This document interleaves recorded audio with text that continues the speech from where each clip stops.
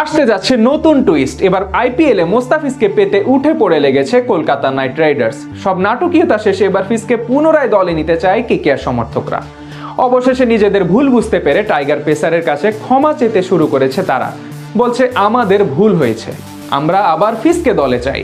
Kolkata night রাইডার্সের ভক্তদের এমন আকুতি নিয়ে বিস্তারিত জানবো রিপোর্টে।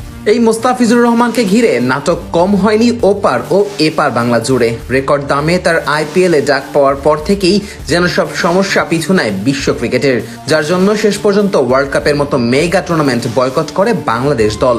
এবার অবশ্য নাটক নতুন মোড় নিতে যাচ্ছে ভিন্ন দিকে। যেই ভারতীয় দর্শকের তোপের মুখে পড়ে তাকে বাদ দিয়েছিল বিসিসিআই, তারাই এখন আবার উল্টো ক্ষমা চাইতে শুরু করেছে টাইগার পেসারের কাছে। কলকাতা নাইট রাইডার্সের সব ভক্ত সমর্থকেরা এখন সামাজিক যোগাযোগ মাধ্যম সরব তুলছে মোস্তাফিজকে ফিরিয়ে আনার জন্য। 2026 আইপিএল নিলামে রেকর্ড 12.5 কোটি টাকায় ফিজকে দলে নিয়েছিল কলকাতা নাইট রাইডার্স।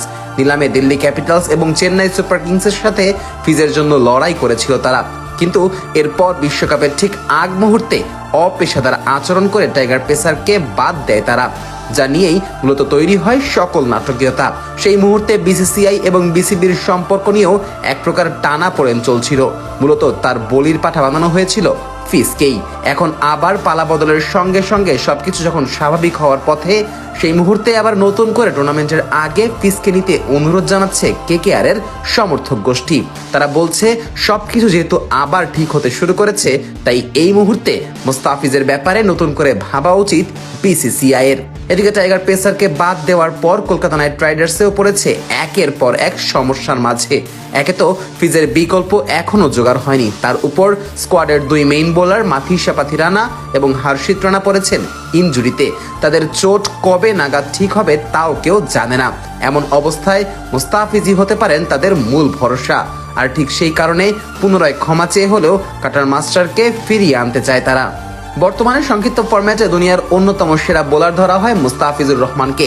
গেল বছর দেশের জার্সিতে টি-20 সংস্করণে 20 ম্যাচে নিয়েছিলেন 26 উইকেট।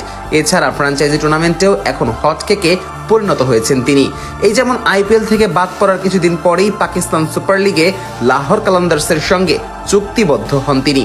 বর্তমান প্রেক্ষাপট অনুযায়ী আইপিএল নয়, আগামী পিএসএল এ খেলার কথা রয়েছে তার। সেখান থেকে আপাতত কলকাতার ভক্তরা চাইলেও তাকে পাওয়া হয়তো সম্ভব হবে না কেকেআর এর জন্য। তাছাড়া বিসিবিও সাথে সাথে তার এনওসি বাতিল করেছিল। সেখান থেকে বলা চলে বর্তমানে সবকিছু ঝুলে আছে নতুন কোনো জাদুকরী ঘটনার উপরে। সেটা হলেই কেবল ফিজকে দেখা যাবে আইপিএল এ, অন্যথায় খেলবেন পিএসএল এ।